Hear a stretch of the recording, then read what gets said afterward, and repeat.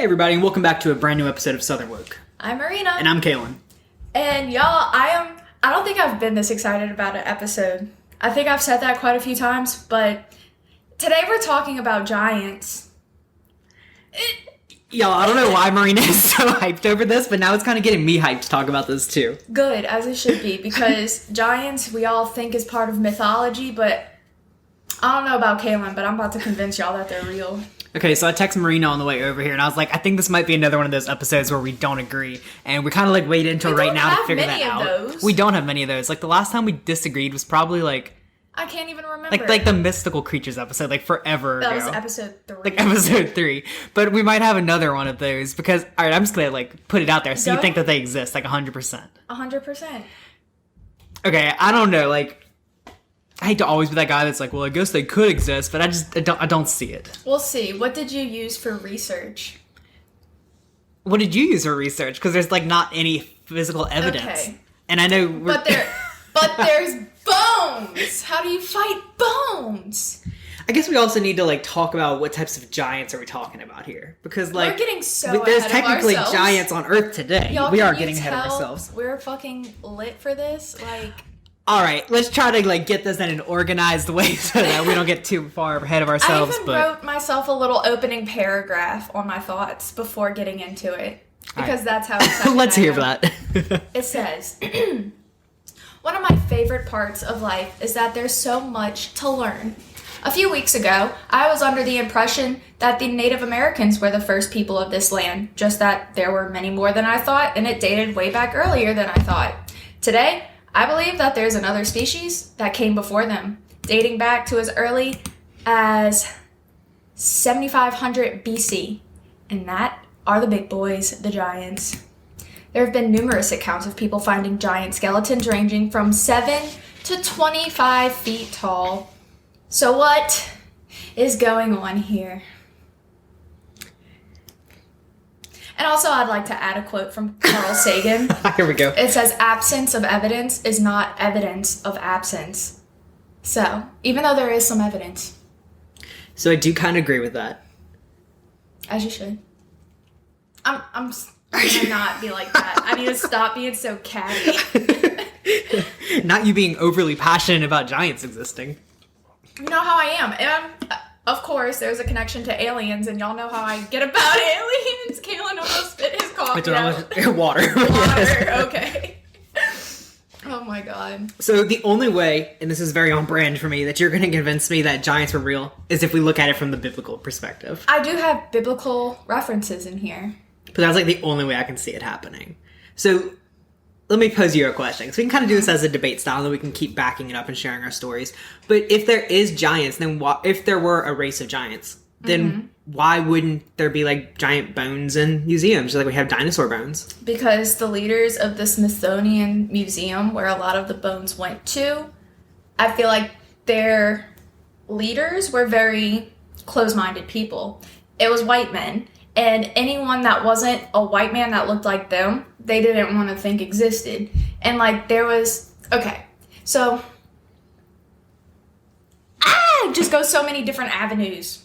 Okay, so let me get into the Native American ties, because the Native Americans had documentation of giants, and that ties into the Smithsonian acting like they don't exist.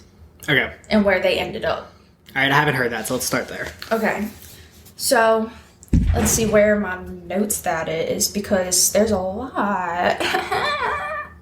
Okay, so in the late summer of 1988 in Collinsville, Illinois, near the Cahokia Mountains, construction workers accidentally discovered a stone tomb that contained several giant bodies, each measuring over 7 feet tall. And Cahokia was considered the largest city north of Mexico, with a population between 25,000 and 50,000 in 1000 AD. This Native American civilization had an advanced system of waterways, agriculture, and textiles, and many legends of what they referred to as mound builders. So, in St. Louis, is it St. Louis or St. Louis? Wait, St. Louis, Missouri. It is definitely St. Louis. What? I don't know why I said that. Okay, so there's this thing called Monk's Mound in Cahokia, which is around St. Louis. The first estimation of the original populations of the city were the 50 to 60,000, but in the past few years, St. Louis has been doing a lot of sewer and drainage, city repair type of stuff where they have to get under the ground. And they found remains all over, so they've upped it to where they think 100 to 150,000 people live there between 12,000 and 15,000 AD. So, who were these mound builders? So researcher Brad Olson suggested that these mound builders themselves, or these mounds themselves, hold the key to the giants. There's over 2,000 pyramidal mounds in North America, and there's over 1,500 newspaper articles that span from the late 1800s to the early 1900s of nonstop discoveries of giant bones and mounds. So did you see anything about how many giants have been found in America? Yes, and I heard that everyone was discredited, except for, people with gigantism. Oh my god. Okay. We obviously looked in two different directions in this, because, I look at it with such googly eyes, though. Like, everything in my life, I need balance, because I'm a Pisces, and I fantasize things. So, people like you and, Jeremiah, y'all have to, bring me back to reality sometimes. But I don't think it's gonna happen. This is pretty set in my mind. Okay. Okay, so I was at newspapers. These mounds that the Native Americans built were to honor the dead giants and probably ruled over them in some way.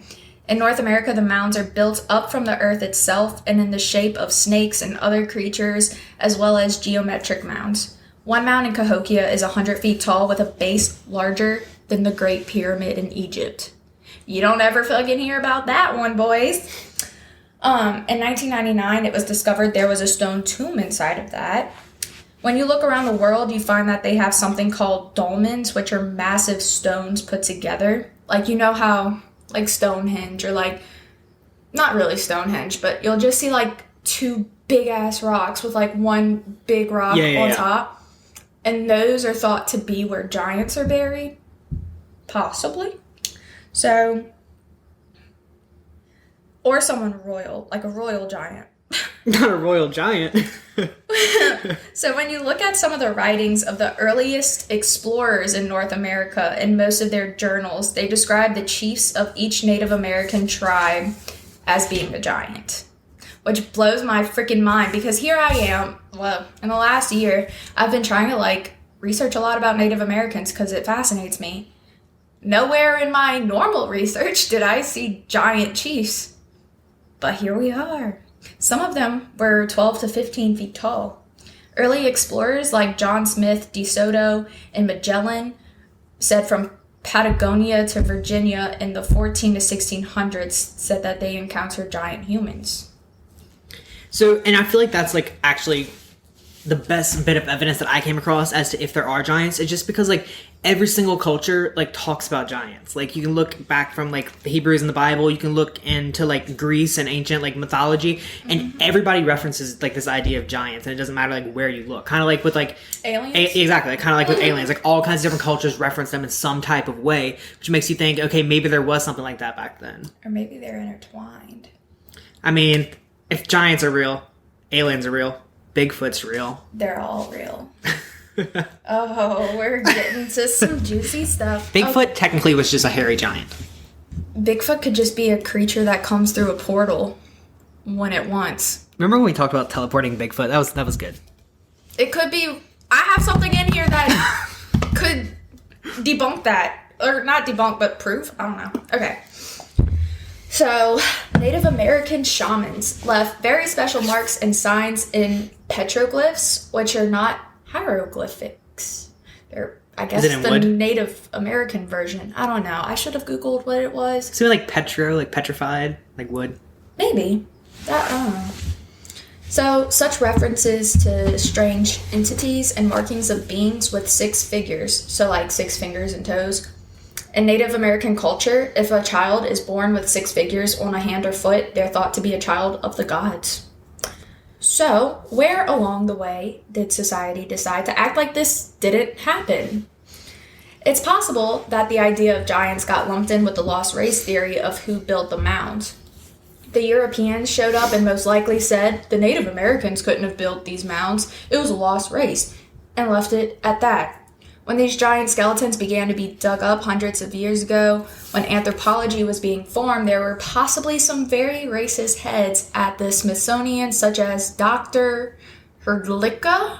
I don't know, it's a very foreign name with like no vowels and except for I. Well, yeah, it's hard to pronounce. I don't know.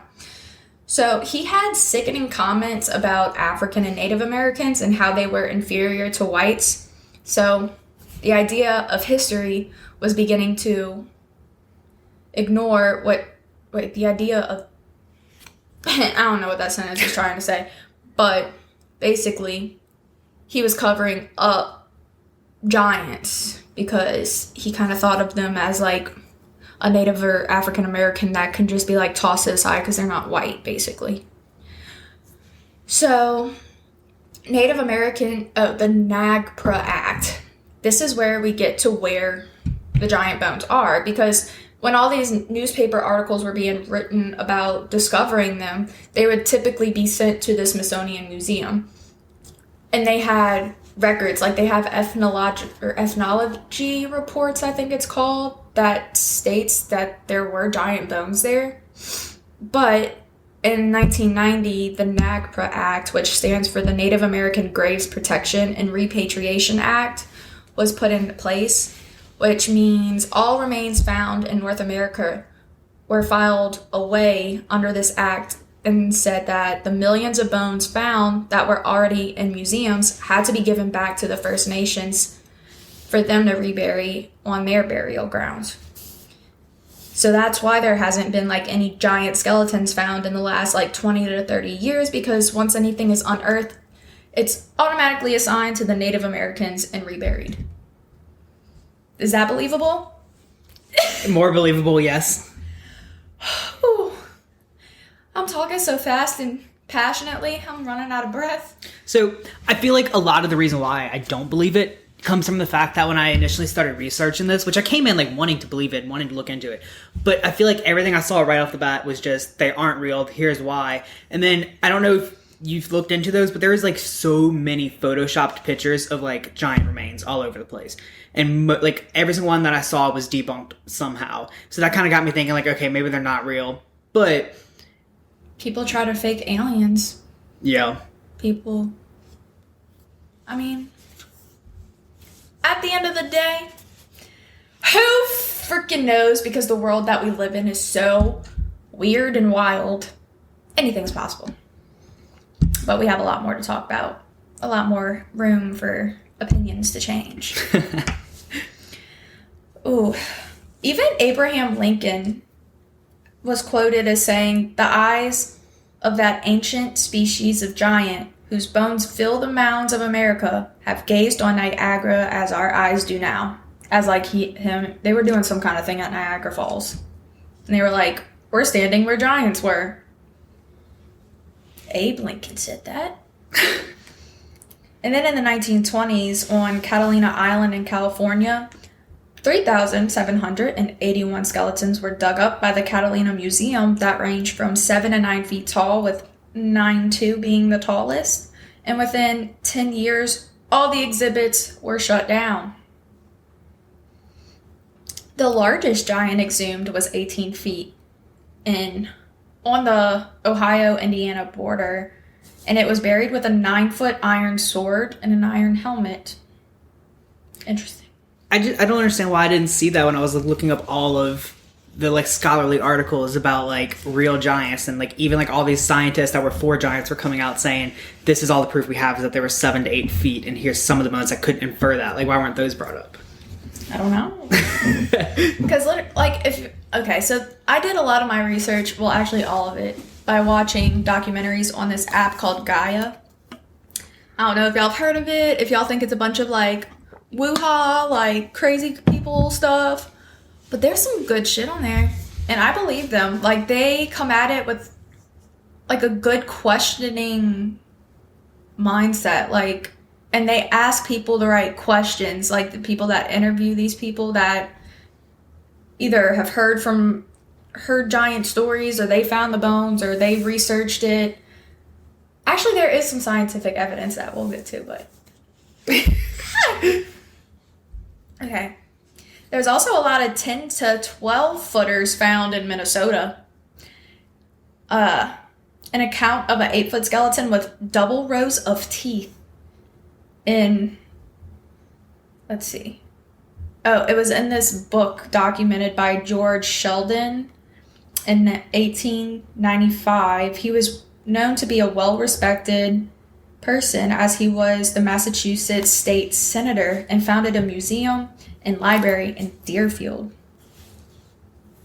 I couldn't get past that. Double rows of teeth. That's horrifying. I was picturing that too. Like, imagine being that tall, first of all. Then, like, it's like shark teeth. Okay. Oh. You ever heard of the Denisovans? Mm-mm. Okay. So, this is where I'm going to talk about the giants Denisovans in Siberia. So, you know how humans were Homo sapiens? But we are not the only species of human. There were the Neanderthals, and there's also a few other species that I think they think existed, but they haven't found evidence for, maybe. But Denisovans are a form of ancient human. Or Homo sapien. Is it still a Homo? No, I think they're just Denisovans. Whatever, that's getting really deep. So 40,000 years ago in the Siberian caves, the Denisovans mated with humans and Neanderthals, and the only evidence is 2 teeth and a finger bone on a woman that was very broad. These people came from Heidelbergensis, I think, is another species, which dates back 200,000 to 600,000 years ago. And there was a branch of them found in South Africa, and often they were well over 7 feet tall. In 2013, Russian photographer Georgy Sidorov discovered a colossal megalith in a remote wilderness area in Siberia. During an expedition in the foothills of Mount Shora... Why are foreign words so hard? In Mount Shoraya, near Altai, he came upon a great 130-foot wall of granite blocks with flat surfaces, right angles, and sharp corners reminiscent of Cyclopean masonry. Archaeologists have no explanation of how this could have possibly formed naturally. Geologists have estimated the largest blocks weigh 3,000 to 4,000 tons. And before this, the pregnant woman stone of Baalbek in Lebanon was like the biggest stone known, and that was 1,500 tons. So these blocks way up there in Siberia were perfect. Well, were they perfect? They looked like they could have been from the pictures or the video on the show. But regardless, something huge made that. That was not natural. And y'all know, I'll put all the pictures in the YouTube video. There's so many things on this earth that are like humans couldn't have just done alone. That it's like, is it giants? Is it aliens? I don't know what it is. It had to be one of them. And if there was one of them, there was the other. 100%. Okay, so then there's this guy, Freddie Silva, who was in a lot of these documentaries. I think he's just like a researcher, but the Russian scientists that went there found unusual things that can't be explained by nature. They were round, almost pot-shaped surfaces in these rocks where it appears they took a drill and formed it. It also had perfect tunnels and doorways that seemed to be very deliberately put there, and possibly an entire mountain shaped by human hands. Okay.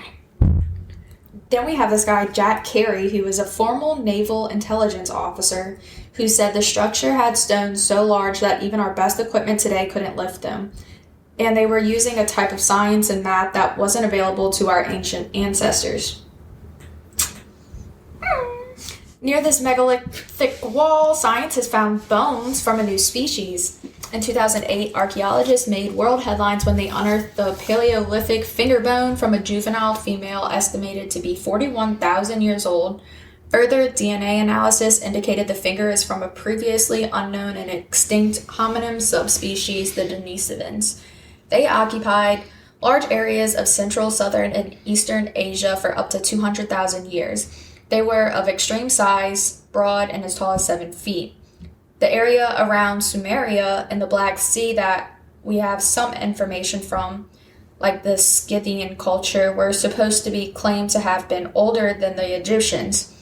Part of their culture wasn't just hominid, but also godly, described as being very tall, almost like giants, sometimes with an elongated skull, and they were wisdom keepers. So I had to mention the Denisovans because they were large, and there's more thought about what went on in Siberia later on. I'm looking at a picture. I guess they went ahead and put together all the DNA and used genealogy, or that's not the word I'm looking for, is it? Basically, yeah. A genomic method, that's what this article calls it, to like reconstruct what their face would look like. That's so interesting that we can do that. Oh, yes. Makes me want to just go dig up everything. Like, I want to find a giant before I die. Good luck with that. You better hope the aliens come out soon and will tell us where they are, or that might not happen. Okay, so then I have a section in my notes about some ancient references. All indigenous people around the world spoke of their connection to giants and aliens. So is there a connection?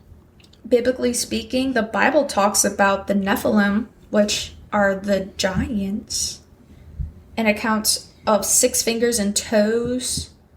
Do you know anything about the giant of Gath? Because I had that highlighted in my notes, but I never went back and looked it up. Of Gath? I don't think I know it off the top of my head. Is it in the the Bible? giant of Gath just Goliath? I don't know. That's just me trying. It very well could be. So yeah, a lot of my notes are on like biblical references from the giants. And I feel like you have a lot of this in your notes as well, but let's just go ahead and like throw that word out there. So a lot of times when giants are referenced in the Bible, they're referred to as the Nephilim. Do you have a lot of research on Nephilim? Oh yeah. Okay. Do you have like the story from the book of, do you have anything from the book of Enoch on there? Because that's where most of the information on them comes from biblically. With Mount Hermon? Kinda. Yeah, mine is like really based on Mount Hermon in Nephilim. Okay. I don't have a lot on Mount Hermon, so you can go ahead and do that part. But so in the actual like the canon Bible, which is like what's in like the actual Holy Bible you pick up right now, it's called like everything that's in the canon. There's a couple mentions actually of Nephilim by name. Let's see. The very first mention is just before the flood in Genesis 6:4, which states, the Nephilim were on earth in those days and also afterward, when the sons of God went in to the daughters of humans who bore children to them. These were the heroes of old, warriors of renown. This is in any Bible that you can just go pick up right now. So it's what this is saying is that the sons of God, which this is a topic of like huge debate between like scholars who the sons of God are, but most people believe that the sons of God are referring to like angels, and then it says that they mated with the daughters of humans, which would be women, like humans, mortals. And apparently, according to the Book of Enoch and what people translate this passage to be, they think Nephilims are like half angels, half humans. And that's not unheard of to me. That might sound crazy to you, but I actually know a lot of people personally, including some of my family members, that believe that to a T. And I've heard that like even way before I started researching this and about Nephilim, they'll 100% believe that. And I guess if you do believe the Bible, it's definitely mentioned straight up in there. There's no way you can just deny that that's in there. Yeah. But the Book of Enoch, where a lot more information about the Nephilim comes from, isn't actually part of like the canon of the Bible. Because like when they discovered the Dead Sea Scrolls in 1947, whenever that was like the oldest text, the oldest copies that we had of the Bible, and we were able to compare what was in our Bibles back to the oldest copies, like what changed over the years. And a lot of things were left out, like when the Romans put the actual canon of the Bible together. And one of those was called the Book of Enoch. And it had a bunch of information that was left out of the actual Bible, along with a bunch of other books that talked about other things. And so like if you went to go buy a Bible today, is that book? It's not in there. Okay. And the Roman emperor is one who chose which books went into the Bible. So he chose which ones were left out. And that's a whole controversy. Don't get me started on how that why is. did the Roman person... Exactly, like a secular guy create what's in the Bible. We already... Don't even get me started on that. But anyway...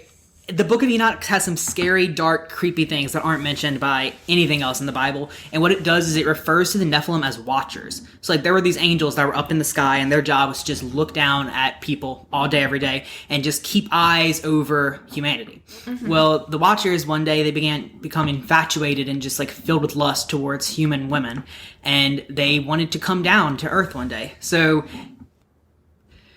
they came to Earth, and allegedly, according to the text, they taught humans, like, some of the secrets of the universe. They taught them weaponry. They taught them how to, fertilize their crops and use soil without destroying it.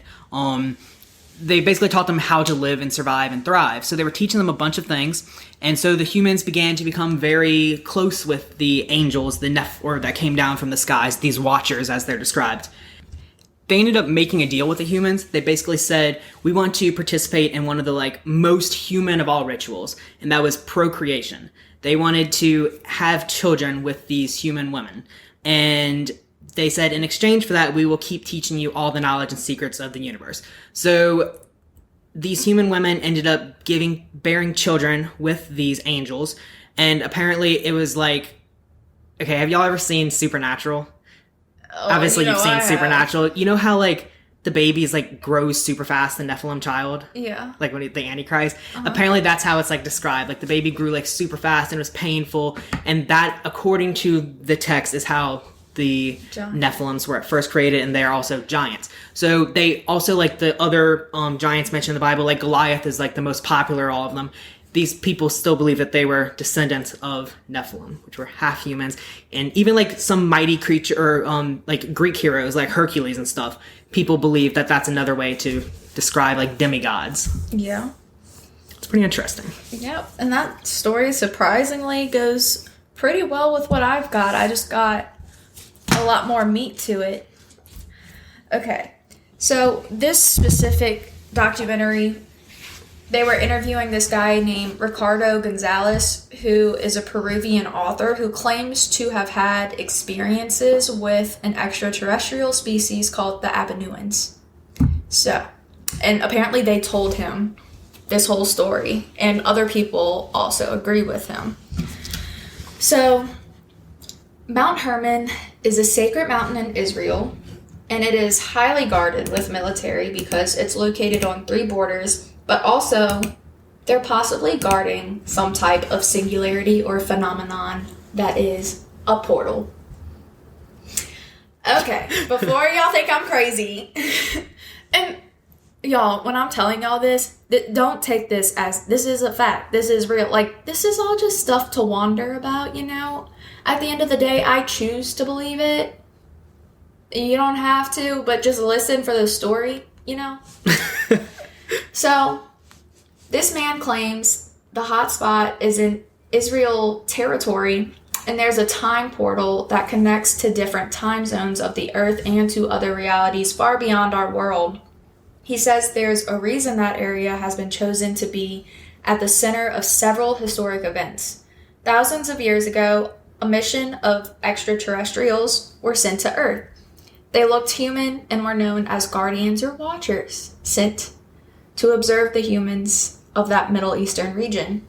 They landed at Mount Hermon because it's one of the most important time portals in this world. But these ETs made a mistake and mixed with the daughters of Earth. They weren't angels I'm not saying this as fact again, but he says they weren't angels like many stories say. They were from another world. In scripture, the hybrid children are described as a race of giants, 3 generations of them, one named Nephilim. In the book of Enoch, it is said that 200 beings descended on Mount Hermon, and their commander was named Samyaza, and he taught forbidden knowledge to the humans. This caused the ET Alliance that was monitoring our world to separate the ETs from the processes of our world. The giant children were gathered and taken to lands far from where the humans lived, which some people say they were taken to Atlantis. Not Atlantis resurfacing. As it will again, but okay, but some of the giants wanted to live with the humans because, of course, their mothers were human, and the Alliance isolated them in some geographic term that basically just means a chain of islands in the Atlantic Ocean. An archipelago? Yes. I'm so proud of myself for knowing that. Yes, I'm proud of you too, because I wasn't even going to try. At some point, these giants began to leave their confinement and try to mingle with humanity again. But at this point, humans hunted them down and allowed them to become extinct. Before they were extinct, though, these giants also created hybrids, transferring the same line that descended from Mount Hermon. So then we get to the Anunnaki. You've heard of that, right? Mm-hmm. Okay. That just means it refers to an old Sumerian legend. Anu was the deity of the heavens, and those who came from the heavens and arrived on Earth could be called Anunnaki or ETs, basically. So, and you'll see this root word ant in different forms in a lot of these coincidental words, like the sons of Anak in the book of Numbers in the Bible, or Atlantis, the ant people. Who knows? Okay. It gets more interesting and biblical, trust me. In the Bible, in Genesis chapter 6, which I think you already talked about, it says that the sons of heaven, when they saw how beautiful, this Mount Hermon phenomenon also occurred in Egypt, and 2,000 years ago, Jesus, Christ of Nazareth, traveled to Mount Hermon where he experienced his transfiguration. When he reached the peak, two figures appeared, Elijah and Moses, who had already had their contact experiences in the past and had their encounters with the chariots of fire of the angels. Whatever he means by that. Come on, you don't know the Bible story. No, Kaylin. Okay. Y'all know I ain't read the Bible a day in my life except for when I was like 4. So Jesus had a few disciples with him Jesus had a few disciples with him who pitched 3 tents, one for Jesus and his 2 bright companions, because to them Moses and Elijah were just showing up as like bright lights. But Jesus was going through this transfiguration at this peak of Mount Hermon, and he was talking to them and knew who they were. So I know this is the Bible story that you're talking about, where Jesus goes up to Mount Hermon to pray and to speak to God, and he's looking for wisdom, so especially about like whenever it's like right before the crucifixion, and he's talking to God on Mount Hermon. It's like a Bible story. That's why I know Mount Hermon. But he ends up like speaking to Elijah and like them from the past, so they get referenced. But like that's it. It doesn't talk about like anybody else seeing them. I don't even think the disciples went on the mountain with them. It's so interesting how like different cultures interpret this story. Exactly. That's like my favorite part and the most frustrating part of just like being a human on this earth is like there's so many stories to hear and stuff to figure out, but like it's so frustrating because like you never know if you're gonna know the real truth. Yeah. That's an interesting way to explain what happened on Mount Hermon. I know, but I'm not even done. Okay. So Peter was there and was shocked by seeing Jesus walking with these luminous beings. It happened there because it's a time portal and allowed people from the past to speak with Jesus. After this experience is when the final and fundamental part of Jesus' mission began. So Jesus went to Mount Hermon because he was looking for, this is interesting how he says this, was looking for water, and the water there is very special for these dimensional portals. Jesus began his public ministry at the Jordan River, where he was baptized by John the Baptist. The Jordan River originates at Mount Hermon. Jesus, after being baptized, then went to the source. With the contact he experienced there, he attempted to seal the mistake of the past 200 angels. What? So basically, he's saying Jesus was baptized in this river. Yes. And these watchers, I guess, just picked him as the chosen one. I don't know how it led up to that, but I guess Jesus is just Jesus. And then he goes to the source of this water. I guess maybe they're thinking maybe he's like this prophet because he came from this water, so he wanted to go to the source, and then he finds this luminous friends, and I don't know. So, like, that's like what happens in the Bible, but he doesn't like go there for those reasons. Yeah. So this looks like somebody trying to describe what happened in a different way. I just don't know where that We're like, going coming somewhere. from. We're getting there. And also the fact, because he says that Elijah and Moses also had contact with the ETs. So it was like they were coming through to tell him, you have to fix humanity, basically, because these other angels came down here, or these other giants came to, or ETs, whatever they were, and like broke the rules and procreated with us, and we have to like set it straight. And then Jesus went on his mission to start Christianity, I guess, and that was his way of fixing it. I don't know. It's just a nice story. It is a very interesting take on it. I like it. Okay. And also, it's just interesting that it's one of the most dangerous military places in the world. Like, you can't go there. So who knows if there's a portal there. Yeah, I want to go to Israel so bad. I was supposed to go right before COVID, too. I know, I remember that. So, the presence of the giants in America is also related to a more recent migration that happened in the Americas from the east, where the last guardians of knowledge from the Altai Mountains in Siberia in the last ice age, according to what some historians believe, they crossed over to America, going all the way south to South America. To the extraterrestrials watching Jesus, he is one of the figures of this earth who has shown them truly how illuminated humans may be. According to them, his life was planned and monitored because they knew the things that happened to Jesus were going to be extraordinarily influential in the Earth's history. His life was full of peculiar events linked to the UFO phenomena, starting with the star that was guiding the wise men to his birthplace. Aside from what some astronomers believe about an alignment or the celestial signs, we're talking about an actual bright object in the sky that was moving and stopping, guiding the three wise men. So he's saying that, like, basically the star that they were following was just the UFO guiding them to Jesus. I've like never heard any theories like that. That's actually like kind of interesting. Like, I don't want to like say that and sound blasphemous or like against like the Bible, but I also believe that maybe God can like work in ways that we don't understand, and maybe that could all be linked into it, and we just don't interpret it as that. Yeah. Fucks my mind up. So the ETs wanted Jesus to be able to fix the mistake that had happened on Mount Hermon, and the portal would be closed and secure afterwards. But every so often, there are small cracks of time in that portal, and when they open, events are affected on our planet.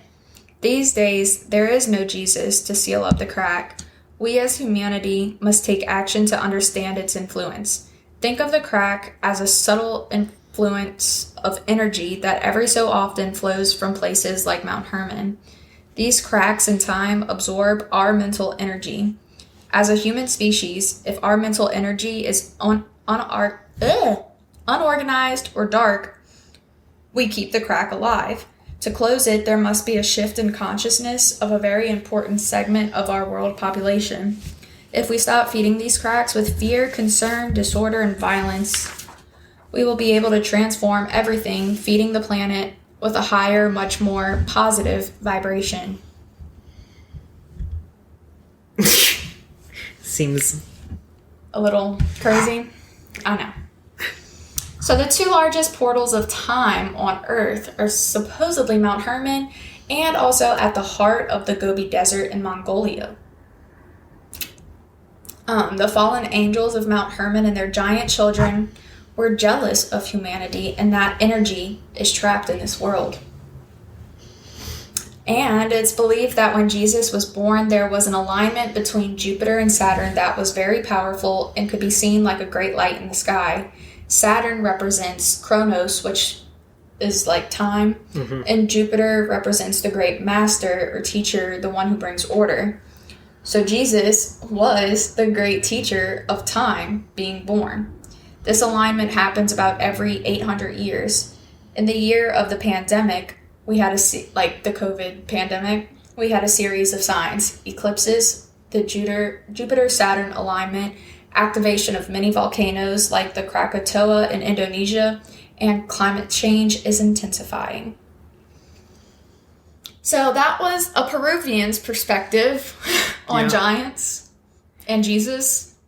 It's just so interesting to hear it from like that side. It's like so many of those things are like right with the Bible, but like it's just a different way of explaining it or looking at it from a completely different direction. So that's pretty cool. I know. And it's crazy because I recently listened to a different podcast. It's called Ologies, and she went over mythology and how like there are only a few stories to be told. And it's like the same story passed down, just changed.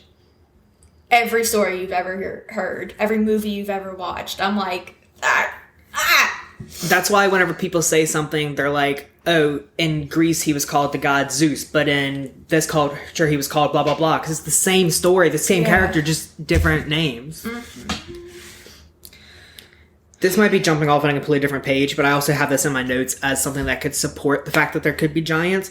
It said that we've discovered a bunch of larger, like, giant versions of other creatures, to name a few: spiders, moths, centipedes, frogs, rats, beavers, scorpions, crabs, armadillos, turtles, fish, sloths, so on and so forth. There's a whole bunch more. So why couldn't there be larger versions of humans? I think, though, in those situations, that's just a case of gigantism. Because I think it's somewhere in my notes. Oh, yeah. Because I have a little blib on, did you see Robert Wadlow, like the giant, a long time ago in America? Yes. Okay, so, long story short, in 1918 in Collinsville, Illinois, an average couple gave birth to a child who grew to become the tallest person in the world, standing at 8'11". Robert Wadlow died at 22.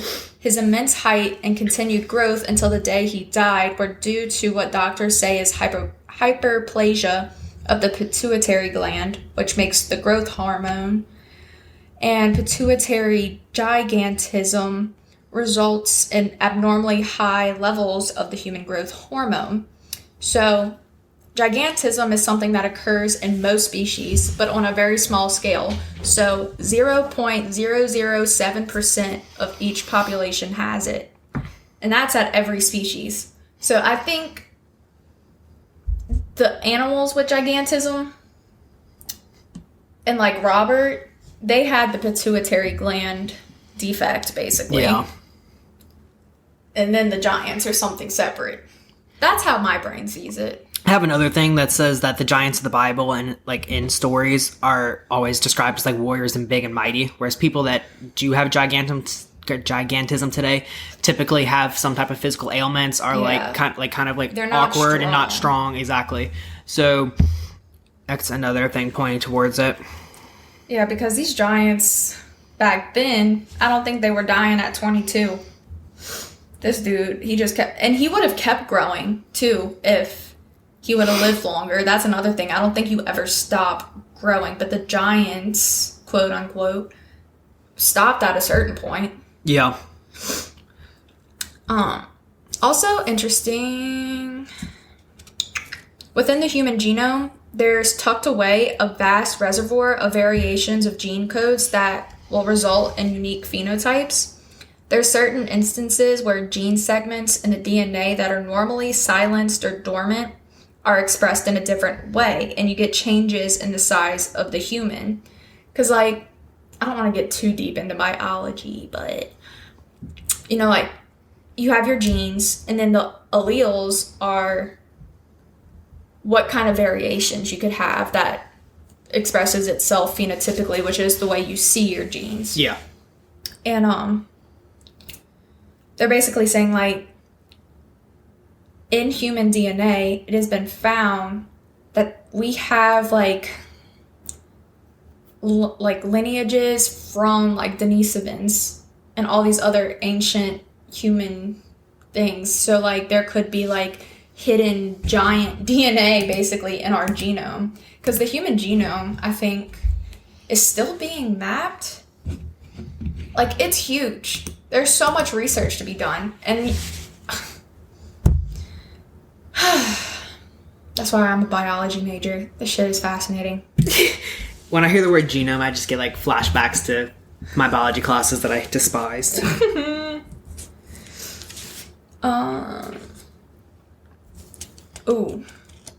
Also, in China, when explorers like Marco Polo began going on the Silk Road all the way from the Mediterranean area to China in the 15 to 1600s, they found 15 feet tall giants standing as guards at the imperial palace.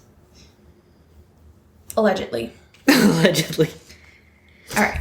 So, like, we're down to my last story, which is probably one of my favorites, to be honest.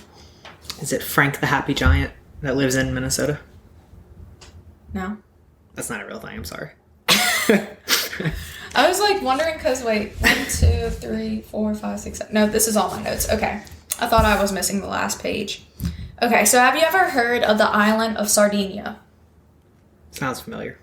It's like an Italian island, but it's not a very touristy place. Well, there's this man named Luigi there. Luigi? Yes. Like, not Mario, but Luigi? Yes. Heard. And he said from a very young age, they would dig up giant bones on their property and all around this island. And in caves. He saw the authorities come and bring them away whenever they would find them. His family passed down the legend of giants, and he was fascinated. So imagine, like, being a kid and you just grow up, your family is telling you giant stories from the get-go, and you start finding giant bones in your backyard. That's not it. So their family isn't allowed to talk about these giants. They're told by formal archaeology, do not talk about this or they will make you miserable or ruin your life. Luigi took a huge risk and began talking. He's written books and all kind of shit. He lost a lot of friends, but he knew it's such an important topic, so he kept talking. Anthropologists don't want to talk about it because where would they place giants in modern history? They just pass it off as mythology. But when Luigi was a boy, his family would talk about how they came from the line of giants. He found some bones in an abandoned area that he calls the Lost City, and he says has the tomb of the Atlantean king. Yeah, that's how you say it. He believes his people came from Atlantis, and Sardinia is the remnants of Atlantis. But look, even Plato and Aristotle believed that Sardinia was Atlantis. So he has some backbone to that. And one day when he was little, he was out in a field and it started raining, and he was just, like, trying to find some shelter real fast, and he found this little hole / like cave, and in it he found a mummified giant. He told his grandpa, and when he told his grandpa, he was like, yes, I get to tell him about the stories now. And where'd I go? Oh, so he told his grandpa, and then his grandpa took him to the Lost City and told him the whole story of Atlantis. There was once a pyramid there, and in the documentary, they, like, go to Sardinia and talk to Luigi, and it's fascinating. And they go to this pyramid, and, like, you can see these huge stones like you see at all the other pyramids, and they've just tumbled down. And they're all made of quartz, and, like, you can still see the base of the pyramid. But sadly, the government there has knocked down many of the smaller ones because there was once many pyramids there. And some of them look like just cone-shaped mountains now that look really unique because at the tip of them are either bare or they have some kind of like megalithic looking structure at the top, and then it's just like a band of trees from where New Earth has been reforming. He saw skeletons of what looked like a human body with an animal head and one human with horns. And his family stories say that these people came from the stars, and when they came, they taught us everything they knew about technology. Luigi was told that they came to Sardinia to construct the first place in Atlantis. When he was young with his friends, if they ever spoke too much about what they were finding, the authorities would come and clear the caves. His family believes the civilization was taken away in one day and one night 12,000 years ago. They say it was the heating of air, the meteorites, the earthquakes, and then a big tsunami that took everything away. And what's interesting is Sardinia has the highest concentration of O blood type that is Rh negative. And that is kind of known to be a very odd blood type, as some of you may know. And Sardinia, like Luigi and his family have this blood type, and there have been like DNA analysis of these old bones that show that they had this blood type too. That's actually kind of cool. And he has so many bones that he's kept, and it's actually really interesting because he's like an artist too, and since so many of these artifacts that he's found have been taken away by authorities, he recreates them in his own artistic way. And this man, I don't even want to know the time he put in. He does paintings. He does like clay sculptures. He does ceramics. He does everything of these like weird figures. But anyways, so yeah, one of the bones that he has is of a molar tooth. And when I tell you this molar tooth was probably like this tall, like it looked like it could fit in like a golf ball. Damn.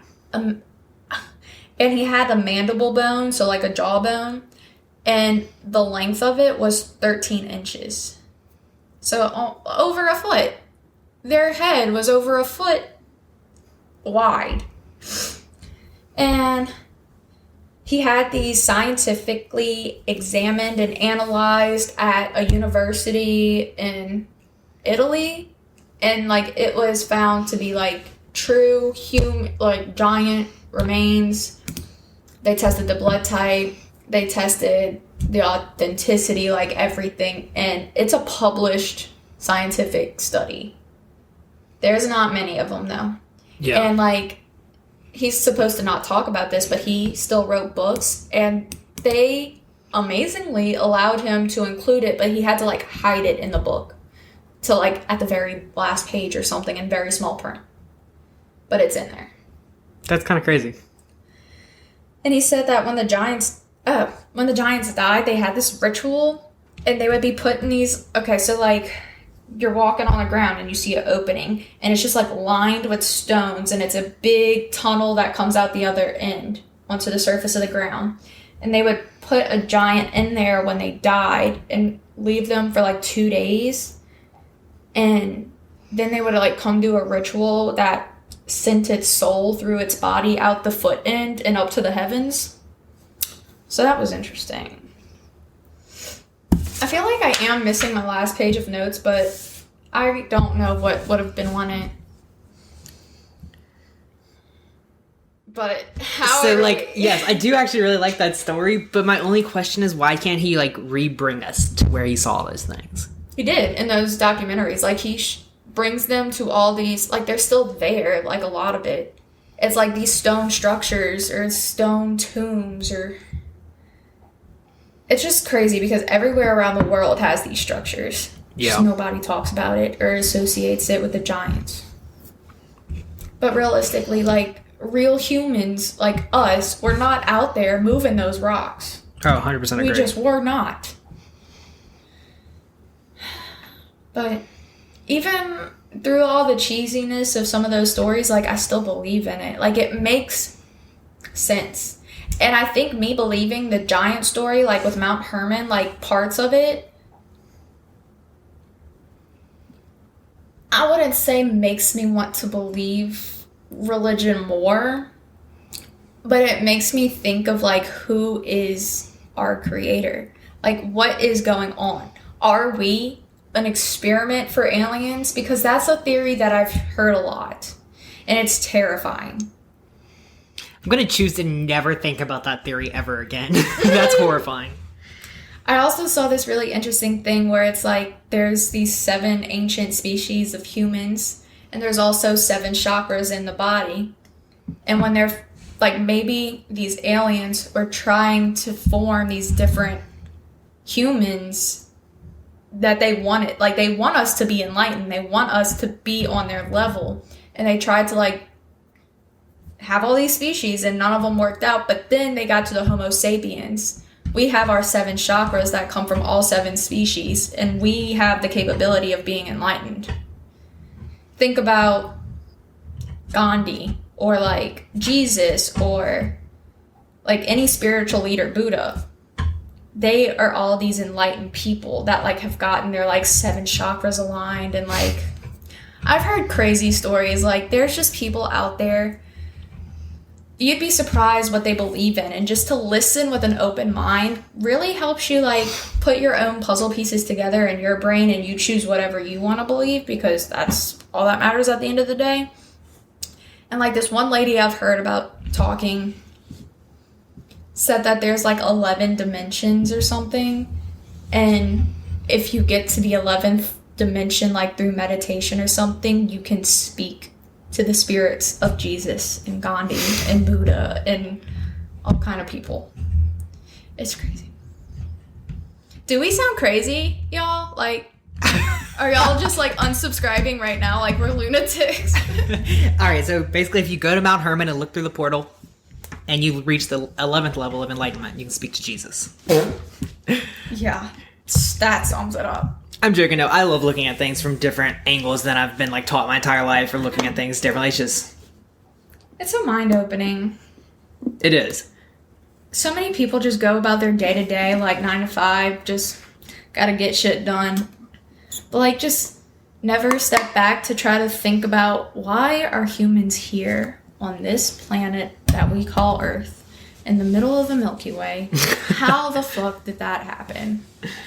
And I feel like we'd say this all the time, but I feel like one of the things we want to do on Southern Work would just make you see things from different angles and think about things that you didn't think about, even if they completely are false and you don't believe them at all. At least you can like look at it and be like, hey, what if that was real? Because that's fun.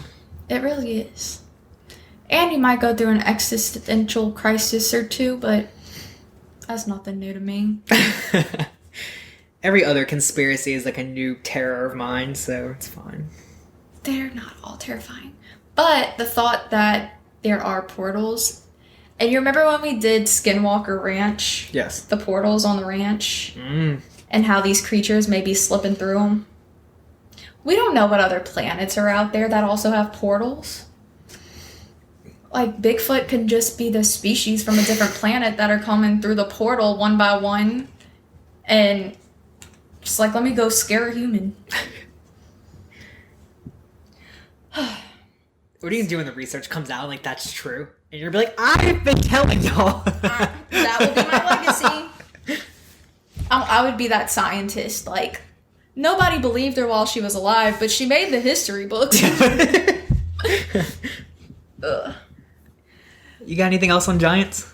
No, just y'all just go watch just like one little documentary. Go find something. Okay, don't watch whatever one I watched and it was like Finding the Lost Giants or something. It was really cringy, and spoiler alert, they don't find the giant. Don't waste your time.